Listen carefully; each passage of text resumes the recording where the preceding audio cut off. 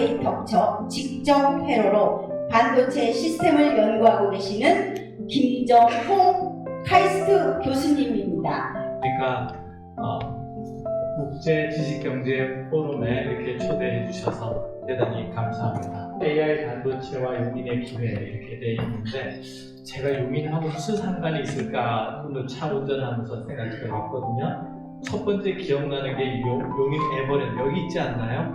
네. 어렸을 때부터 다녔던 것 같습니다. 제 꿈 중에 하나가 제가 손자가 이제 3살인데 5살쯤 되면 거기 용인 에버랜드 뭐 장미 축제 뭐 이런 거 있지 않나요? 네, 그런데 가보는 게 꿈입니다. 네, 두 번째는 무슨 그 인연이 있을까 생각해봤더니 여기 혹시 그랜드 CC라고 이 근처에 있지 않나요? 그 용인에 있는 거 맞습니까? 거기를 가본 적이 있는 것 같아요. 그래서 항상 용인 올 때는 좋은 일만 있었던 것 같고요. 여러분 저 용인 안 사시는가 봐 이렇게 용인 좋은 얘기하는데 별로 반응이 없으시죠? 박수 한번 쳐주십시오. 이제 용인이 전 세계 반도체 수도가 돼야 된다. 운명적으로 여행자 용과 저와 같이 반도체 수도로 나가자고 하는 게 세 번째 방문한 목적입니다. 여러분 한번 풀어보겠습니다. 이 동영상은 사람이 만든 게 아니라 인공지능이 만든 겁니다. 굉장히 디테일하죠? 이렇게 우리가 문장을 써주면 인공지능이 이렇게 동영상을 만들어줍니다. 그래서 전통적으로 인공지능은 판별형 인공지능이라고 해서 뭐 바둑을 잘 둔다든가 주식 투자를 잘한다든가 문제를 잘 푼다든가. 그런데 지금의 인공지능은 이제 생성 인공지능이라고 해서 인간을 대신해서 영화를 만든다든가 동영상을 만들고 소설을 쓰고 이렇게 되는 거죠. 상당히 인간보다 더 높은 수준의 능력을 갖게 된다 이렇게 말씀드리고, 최근에 이제 우리가 쓰는 용어가 AGI라고 해서 Artificial General Intelligence라고 해서 인간 정도의 수준의 지능을 갖는다. 저는 기술적으로 거기 와 있다고 보고요. 최근에는 Artificial Super Intelligence라고 해서 인간을 뛰어넘어가는 인공지능 시대가 올 것이다. 그러면 미래의 직업은 여러분들 자녀나 손자, 손녀가 갖는 직업은 3가지밖에 없다고 꼭 기억하세요. 하나는 AI를 직접 개발하거나, 아니면 자기 전문 분야에 잘 쓰거나, 아니면 배달의 민족 오토바이 탈 일밖에 없다 이렇게 생각을 합니다. 근데 그 AI의 가장 큰 단점은 반도체 없이는 안 된다는 거거든요. 그래서 지금은 인간이 만든 거잖아요. 그죠? 누군가 재밌는 거 찍어서 올리는데 미래에는 다 인공지능이 만든 유튜브를 보고 사실 것이다. 그러면 우리가 유튜브 보다 보면 자기의 이념이나 사고나 이런 게 이제 한 방향으로 쏠리게 돼 있거든요. 그러면 그 작업을 누가 하냐? 인공지능이 한다. 그러면 이념적이나 삶의 모든 형태가 인공지능의 지배를 받게 된다. 그런 세상이 올 거라고 여러분 저를 믿습니까? 여러분 저 지하철 타보시면 10명 앉아있으면 한 7, 8명은 저 핸드폰만 보고 있어요. 우리 어렸을 때는 신문도 보고 책도 봤거든요. 그럼 우리가 인터넷에서 종속되고 살고 있느냐, 자유롭게 살고 있느냐 한번 생각해 보시면 상당한 우리의 사고와 생각이 종속되게 되어 있습니다.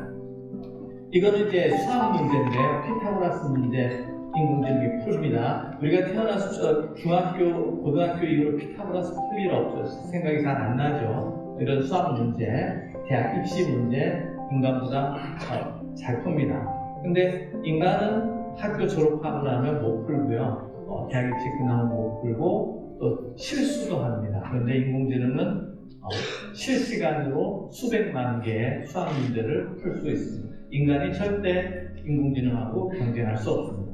인공지능은 잠도 안 잡니다. 노조도 없습니다. 인간은 잘 살아봐야, 제가 인생의 룰이 3가지가 있는데요. 하나가 어차피 100살이면 죽는다. 두 번째, 하루에 아무리 내가 돈 많고 열심히 있어도 3끼 이상 못 먹는다. 너무 먹으면 정말 당뇨병 걸려요. 여러분들 아직 그런 거 잘 안 보시나 보죠. 그 다음에 3번째는 라이프는 하나밖에 없다. 이거 굉장히 단순한 것 같지만, 그래서 얼마나 우리가 정직하게 살고 잘 살아야 되냐. 그런데 얘네들은 죽지 않는다는 거죠. 우리가 태어나서 자식 나와야 하나나 둘이거든요.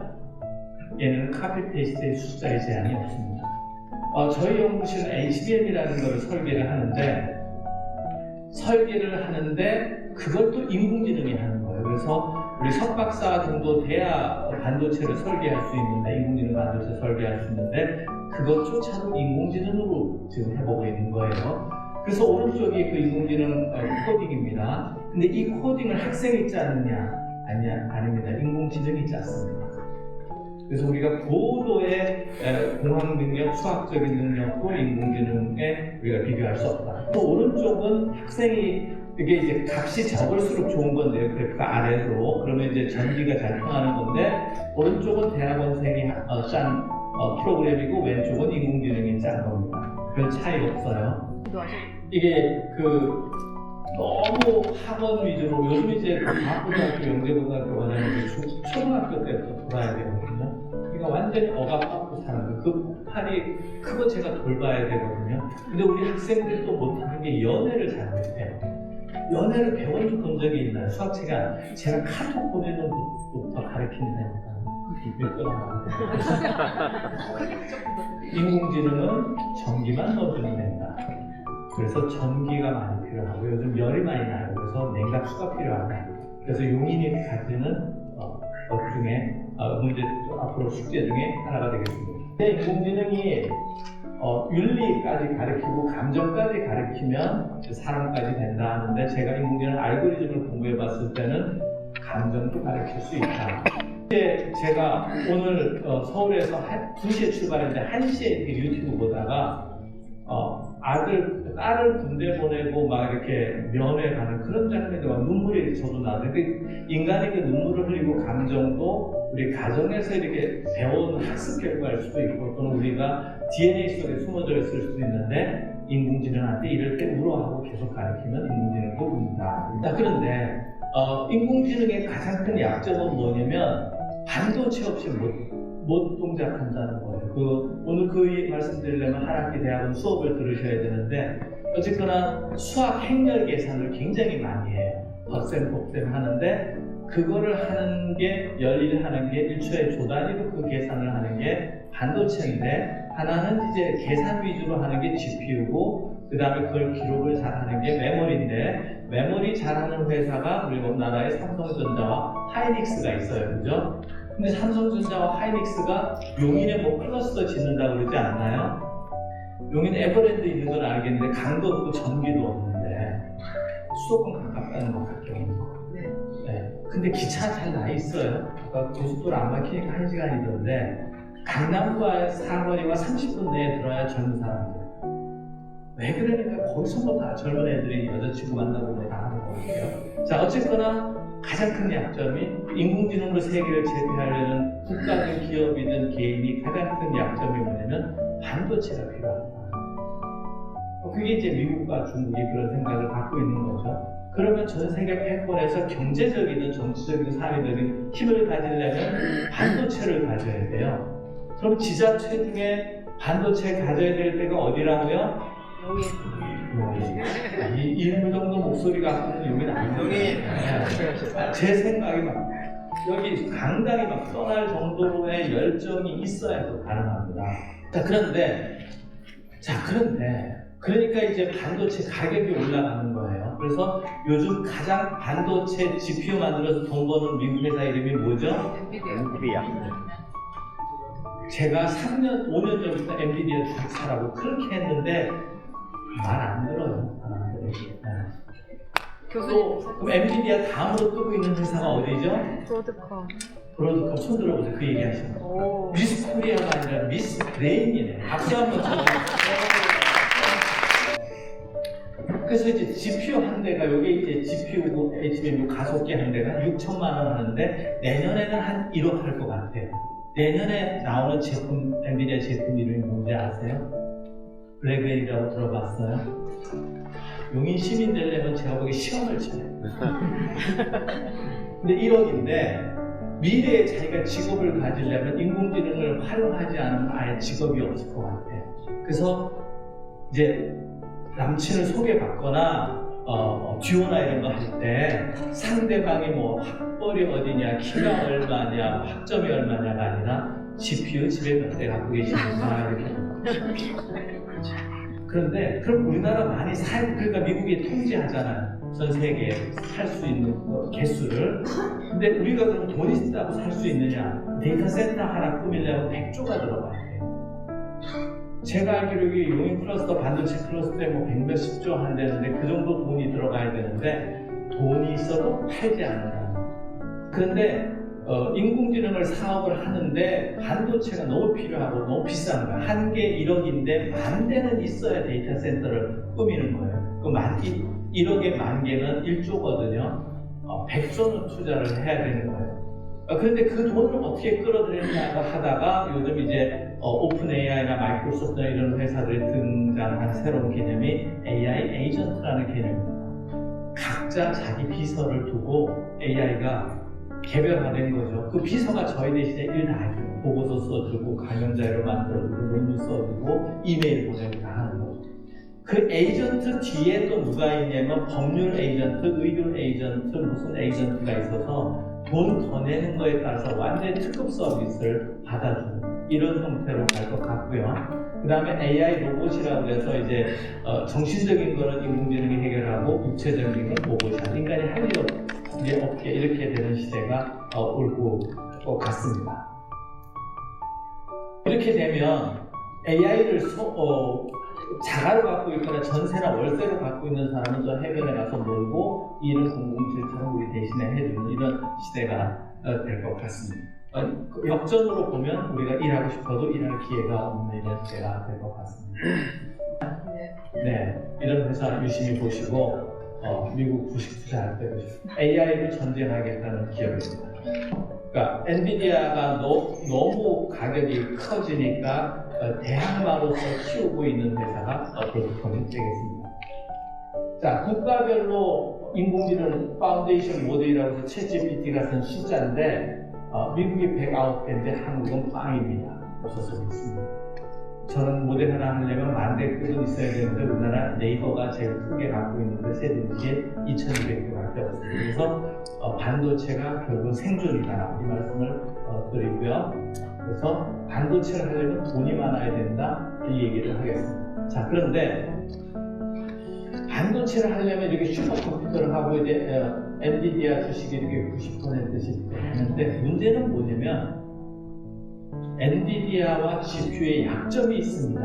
여러분 우리가 어렸을 때 보면 칠판에 숫자를 쫙 쓰면 암산하고 다니는 애들은 몇 초 만에 다 더 쓰면 해요. 그런 애들이 있잖아요. 그게 이제 GPU가 하는 건데 문제는 칠판에 글자 씹는데 시간이 다 걸리는 거예요. 그리고 지우는 거예요. 그래서 메모리가 바트랙이 됩니다. 이게 폰 노이만 구조라고 해서 컴퓨터가 계산하는 반도체, 그 다음에 기록하는 반도체 이렇게 있습니다. 근데 기록하는 반도체가 느린 거예요. 근데 그 기록하는 반도체가 누가 하느냐? 삼성전자와 SK 하이닉스가 합니다. 그러면 삼성전자와 SK 하이닉스가 여기 용인에 오겠다고 디클레어하고 땅도 사놨잖아요, 그죠? 혹시 거기 딱 갖고 계시면 알바키 하지 마시고 빨리 주시고 뭐 수도 배관 설치한다면 전기 송전선 설치한다면 적극적으로 도와주시라 그런 말씀을 드리고요. 그래서 인공지능 시대에 발목을 잡고 있는 가장 중요한 기술이 메모리고 그거를 생산하는 데가 삼성과 하이닉스다. 여러분들 두 기업한테 잘 해주셔야 되겠죠, 그죠? 그리고 그거를 오케스트라 하고 있는 양향자 의원께 박수 한번 부탁드립니다. 그런데 그래서 현재의 반도체는 어떻게 되어 있냐면 오른쪽 제가 대전에 살지만 촌스럽지 않은 게 괜찮아진 게 바로 저희 집이 산속에 있는데 바로 앞에 신세계백화점이 들어있어요. 우리나라에서 제일 큰 거. 한 축구장만 하고 그 다음에 거기 5스타가 6스타 호텔도 들어왔어요. 10분 걸어가면 신세계백화점, 그 다음에 10분, 30분 걸어가면 학교 되는데 오른쪽 GPU가 이제 신세계백화점이고 저희가 이제 아파트 이런 형식으로 해서 메모리가 이렇게 쌓아서 밀도를 높이고 아파트 바로 옆에 설치해서 짧은 기간 내에 데이터를 주고받을 수 있는 이런 형태로 가고 있습니다. 그래서 엔비디아와 브로드컴이 설계하는 반도체와 삼성전자 SK 반도체가 떨어지는 게 아니라 한 패키지로 이렇게 묶어지는 새로운 또 시대가 되는데, 이게 우리한테 기회가 되는 게 뭐냐면 우리가 시스템 반도체까지 할 수 있는 기회인데, 또 하나는 그 영역을 뺏길 수도 있습니다. 그래서 요즘 엔비디아가 삼성전자를 약간 망가시키고 있는 거죠. 외로운 삼성전자가 외로운 전쟁을 하고 있다 말씀을 드립니다. 미래의 반도체를 하는데 어려운 게 열이 많이 나요. 한 손바닥만한 반도체 하나에서 10kW가 라면 끓이는 정도거든요. 그러니까 집에서 반도체 먹기, 인공지능 하면서 라면 끓여 먹고 드셔야 되는데, 어쨌거나 이 냉각하는 게 어려운 기술이다. 그러니까 물이 중요하게 되겠습니다. 그래서 여러분 엑시슨 라인이라고 아시나요? 우리나라를 지켜주는 라인이죠. 결국은 대륙 세력과 태평양 세력과의 경계선인데, 이 엑시슨 라인을 우리가 포기하는 순간 6.25 전쟁과 이런 게 났지 않습니까? 지금의 엑시슨 라인은 대륙 세력과 태평양 세력을 나눈 엑시슨 라인은 누가 지켜주고 있느냐? 삼성전자와 SK하이닉스와 대만의 TSMC가 지켜주고 있다. 용인이 지켜주셔야 됩니다. 지금은 평택 미라인으로 지켜주고 있는 걸 용인까지 와야 되는데, 만약에 미국이 저거를 포기한다, SK하이닉스와 삼성전자 평택 공장을 미국으로 갖고 간다, 안보를 책임질 수 없습니다. 그래서 반도체가 과학기술의 문제가 아니라 경제와 산업 문제가 아니라 국가의 안보의 문제. 여러분 믿습니까? 박수 한번 쳐주세요. 옛날에는 바이든이 한국 오면 어디 갔냐면 DMZ에 있는 미군 부대는 캠프 가서 미군들하고 밥 먹었거든요. 요즘은 평택에 반도체 등장하고 있어요. 아마 다음 트럼프는 용인으로 올 것으로 생각합니다. 자, 꼭 기억하세요. 운명적으로 여러분들이 나라를 책임져야 되는 거예요. 그러니까 빨리 여기 그 공장이 건설되도록 좋고 좋은 엔지니어가 와야 됩니다. 공장만 있으면 뭐해요? 여기서 살고 경제 활동을 해야 세금 내고 일자리가 생기고 용인이 발전할 거 아니에요? 좋은 엔지니어가 와야 돼요. 그러려면 강남권에 해당한 만큼의 인프라를 갖춰라. 강남 로데오 거리 정도의 문화시설, 두 번째 국제학교를 유치해라. 그래서 서울 안 가더라도 강남 대치동에 안 가더라도 여기서 최고의 교육을 받을 수 있게 해라.